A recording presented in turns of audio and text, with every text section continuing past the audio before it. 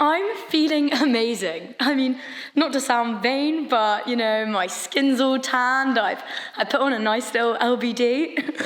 And again, sorry for the vanity, but I've just got this sort of glow about me, you know? That glow where you're about to have a fucking good night. So I down a few rum and cokes and off I pop. And for once, I'm actually going somewhere with music and lights and sweaty, heavy bodies and people just putting themselves out there, you know, ready to have a good time. And I enter, and it is intense, but at the same time, it's also sort of otherworldly and euphoric. And there's this really, really strong sort of strobe light which distorts the people and makes them look like characters, happy, smiling characters. And then I think to myself, by the very fact that I am here, you know, I am one of these characters. So I plaster on a grin and I join in the show, tossing my hair and swaying my hips. I notice the characters around me sort of begin to change. Their smiles become almost predatory smirks and they seem to be inching their way closer and closer. And one reaches out, grabs me, I shove him off. No, sir, you are not ruining my night. And I walk away, eyes rolled. God, I mean, was the club always like this? I remembered music, dancing, laughing, having a good time with my friends, but this is just... And I don't see happy, smiling characters anymore. Just animals on the hunt, fucking sizing me up and down. This is supposed to be fun. This is supposed to be the best years of my fucking life. But instead, it's just...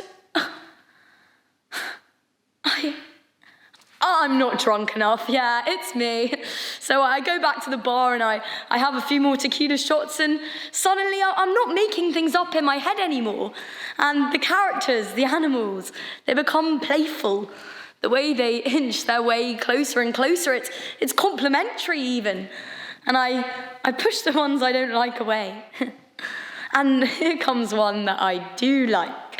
And he's got these blondie brownie sort of curls and he's got dimples. And as soon as I saw that, you know, it was game over because I've got a massive thing for dimples. And he asked me my name, where I'm from, and all that boring sort of small talk shit. And then we leave. And it was unsatisfactory and mediocre. And I sort of dart off. You know, my phone's dead, but there's bound to be taxis somewhere. And I'm walking up and down. And the rare car that passes looks at me, girl, alone, at 5 a.m, suspiciously. I see what looks like a taxi, and I hail it down, and it stops. And I sort of flop defeatedly in. I'm confused, I'm tired, and I'm most of all just really, really disorientated. And I'm sitting in the back, but we're not moving. And I turn my head, and the driver, he's sitting in the back next to me. And I sort of wail out, just take me home. But he doesn't. Instead, he leans in closer. He asks for a kiss. You know, can't be giving out taxis for free in that. And I am shaking, and I reach out for the door and I open it and I dart out. And then as I power walk home, the fear I had, it sort of fades away. And I'm left with this brimming, burning, biting, fucking anger. Because, fuck it. It's a man's world after all. So much for fucking girl power.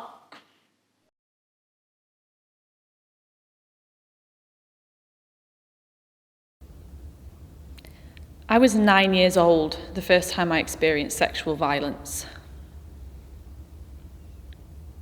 I was at school and 2 boys crawled underneath the table and put their hand up my skirt.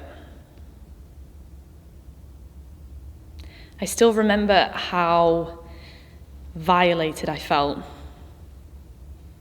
A feeling which was new to me at the time, but now I've become strangely accustomed to.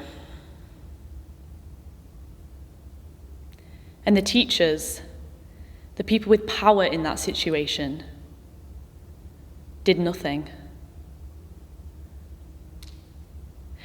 And when I was 12 years old and I was walking home from school and 3 men in a van rolled down their window and shouted something vile at me,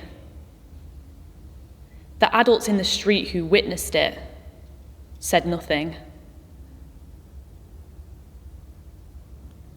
When I was 15 years old, I was harassed for months on end by a group of boys at school who would run up behind me in the corridor, grab parts of my body, and then just run away again.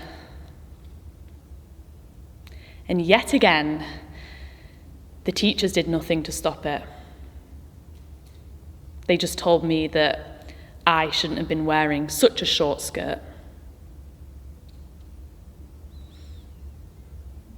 When I was 18 years old and I was going out clubbing for the first time, I was groped in almost every club that I went to. And on several occasions, I walked straight up to the bouncer, pointed out the perpetrator, and they laughed in my face. Now I'm 21 years old. And the feeling you get when you feel threatened, the one that makes you grit your teeth and walk a little bit faster, she's become an old, unwelcome companion. Trying to avoid sexual harassment has become just another part of my daily routine.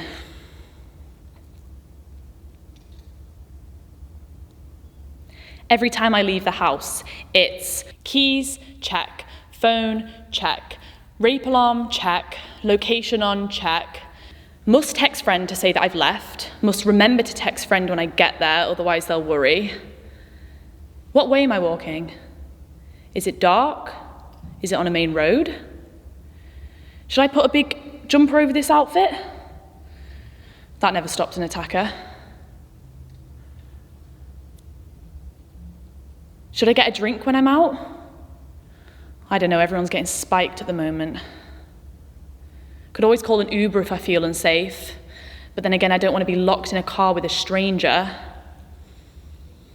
Must remember those self-defense tips. Your elbow is your best weapon. Must keep my phone to hand so I can call 999 if I'm in trouble. But then again, after Sarah Everard, do I even trust the police anymore? I am tired. And I'm scared. And I'm angry. I am angry that 97% of young women have had to experience sexual harassment. I'm angry that that statistic shocked some people because it didn't shock any woman that I know. I am angry that we've become so normalised to rape culture. I am angry that rape culture has become so normalised to us that most people don't even question it. I'm angry that I still have to break down the very basics of consent to some adults. I am angry that our culture has become so rooted in victim blaming that we feel like it's our fault when these things happen to us, when it is never our fault. Stop asking, who was she with? Where was she going? Why was she alone? It doesn't matter. We can do all the right things and we still won't be safe. I am angry that over 90% of sexual assault survivors know their attacker. I am angry that I've had to comfort so many of my friends after they've been raped. I'm angry that the authorities continue to fail us again and again. A woman was killed by a police officer, yet we are told that we should simply run away if an officer tries to attack us. Because the police really like it when you run away from them. I am angry that these experiences are even worse for trans women and women of colour. I'm angry that I have to start so many conversations with the phrase, "I know it's not all men," just so that men will involve in the conversation. Obviously, it's not all men, but it's far too many. And how many men are actively protecting women? If you're a good man but you do nothing, then you are still part of the problem.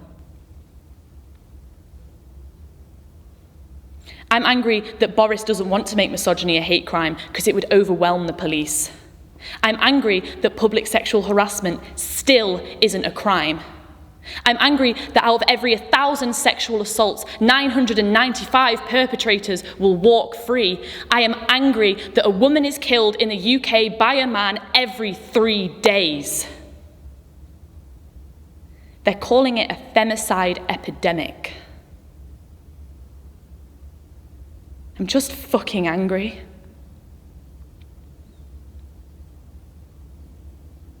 And you should be too.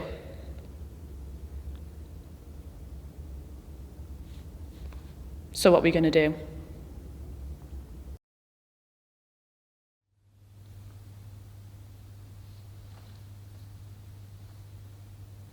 I'm crossing the road, watching the traffic lights metamorphose from red to green. Hopping on the zebra's stomach, it gently roars, the only precaution to halt the speeding cars. I got thinking about how the phrase "text me when you're home" slips off the tongue just as easily as a simple goodbye or a "see you soon." As women, we've become accustomed to and have normalised the idea that it's scary getting ourselves home at night. I've just got off the bus and this bundle of fear and relief buzzes inside of my stomach like a phone that should have been switched off but rings in the middle of a theatrical production. Sat opposite me on the bus was this man. He seemed like he was high. He was just staring at me, and it felt like he was undressing me with his eyes. I'm sat next to one of my closest friends, and I consider typing something in my notes page to subtly tell her, because I'm worried for her safety if he's still on the bus when I've gotten off, because my stop's first. But I feel anxious about the prospect of telling her, because this man hasn't done anything. Luckily, he gets off before either of us do, and I'm so relieved. I'm walking. The dim street lights glow upon the pavement stones. I put my headphones in, blaring out Control by SZA, feet bouncing from pavement stone to pavement stone, heart pumping and thudding in time with the music. How deeply ironic that I'm listening to Control when feeling absolute lack of control of my own safety. I turn the volume up to the max to block out the cat calls. But then I think about all the precautions that we as women are told to take when getting ourselves home at night. So I take out my headphones in order to be as sensory aware as possible. Bright colours are advised. I'm dressed head to toe in monochrome as always. They're meant to make you more visible, but I'm scared of being visible. In my right hand, I hold my house keys. I hold them so tightly that they make an indent in my palm. My red, raw, hot, clammy palm. In my left hand, I ring my mum. Whatever the hour, I'll pick up. I want to know that you get home safely. That's what she always says, and for that I'm so grateful. I think about how lucky I am to have friends who'd walk me home or who I'd arranged to stay with. But sometimes there's this inevitable walk from the bus stop to my house. Our road is this patchwork quilt, student houses, a suburbia of nucleated families, a suburbia, deeming it a safe stroll. Occasionally I'll get an Uber home, and with a fine-tooth comb, I'll inspect the digits of the licence. Despite it always matching up, I find myself uttering, "Hi, is this for Martha?" The XX chromosome casting women to be fearful. My best friend went on a Tinder date last week. I was so excited for her. She told me thoughtful details about him. I asked her questions, back and forth, hums of excitement ran between us. I told her that I'd be there for her if she wasn't enjoying herself or wasn't feeling comfortable. The date was okay, but nothing special, and she deserved special. Feelings through the phone screen, faux like imitation meat. Screen perceptions versus the intimacy of being face to face with a stranger. But not for Sarah Everard, who was contacted by over 50 police officers through Tinder. The precursor to her brutal abduction, rape, and murder. She was on the phone to her boyfriend for 14 minutes before her soul was pilfered. But misogyny can't be deemed a hate crime because it would overwhelm the police. Watching the traffic lights metamorphose from red to green, the only light to guide her home